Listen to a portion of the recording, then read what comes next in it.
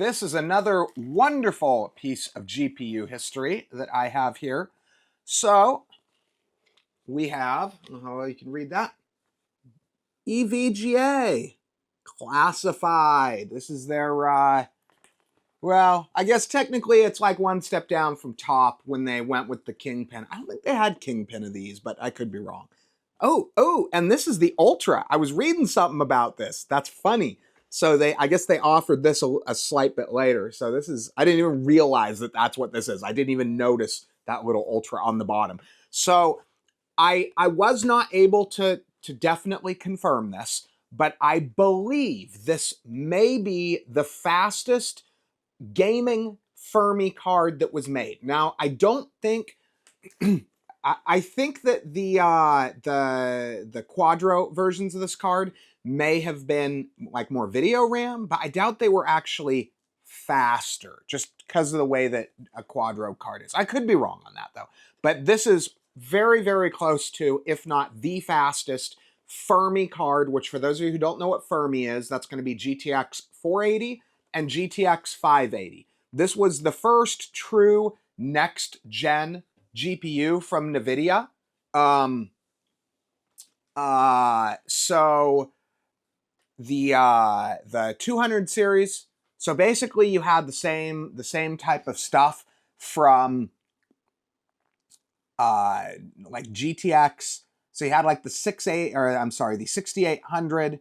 You had the 7800, 8800. I guess the 8800 was its own thing because that's when we got DX10. And then you had the 8 series, 9 series, 200 series of that.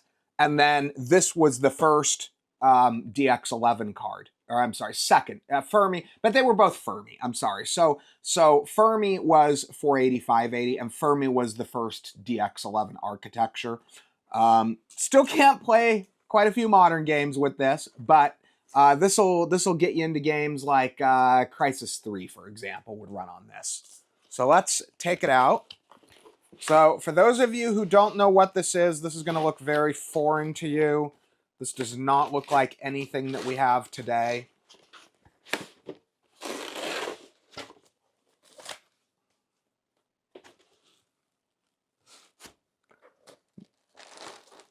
So this is a super oversized blower card. And this sucker blows. Actually, it's not that bad. I've played around with it a little bit. This one does work. This is a fully functional. Video card, so try to be careful with it. I got this from a buddy of mine that just had a bunch of old hardware on the shelf. He didn't really know any of what this stuff was for the most part. I mean, he knew what it was, but he didn't really know what it was, if you feel me. Labels are all coming off on this thing. So it does, oh, that's interesting. So it doesn't have, so most of the 500 series cards had DVI, mini HDMI. It looks like this one, I believe this is for something called an EVBot, which is EVGA's proprietary overclocking hardware. So you plug it in there and you'd be able to like tweak stuff on the screen.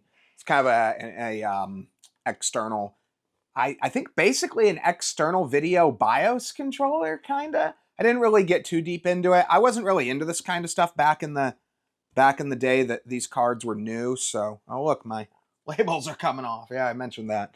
But it's big. It's very big. By the standards of the day, oh, that's funny. It even lists on there. EVGA GTX 580 classified. 14 plus 3-phase PWM, engineered for extreme OC, native 3-way and 4-way SLI support. I did try to get at least one of these, but these are actually very, very, very expensive now.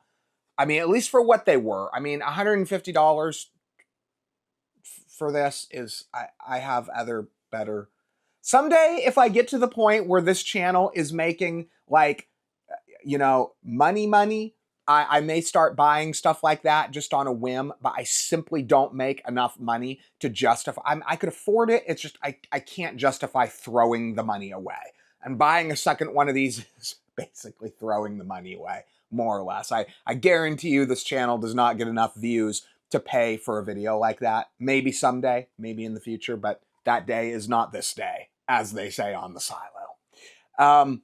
So no, it's just a cool design. Interestingly, the weird thingy here, the weird, I don't know, shroud that they have over is the shape of the PCB. So it actually is that big. And then they've got this like giant, I don't know, plastic thingamajigger here that goes over. It's like it encloses the whole. I don't even know. I don't know if this is metal or not. I don't know if there's any like thermal conductivity there with all of that, but yeah, it's definitely an interesting card. Like I said, I did test it and it does work. It actually works very well and does perform quite well. I was very impressed with how well this performed. We will probably pair this at some point with my retro X58 build. Get kind of close for you to see there. And then, as I was saying, on the back, the PCB actually is the size and shape of that weird shroud that they have on over it. So it really is this big of a card. It's really a massive card. It's actually, honestly, the card itself is probably bigger than some of the new cards today. Like the 4090, I bet this is a bigger PCB than a 4090 normally has, even though the overall package is smaller. The PCB itself, the actual video card, is probably bigger.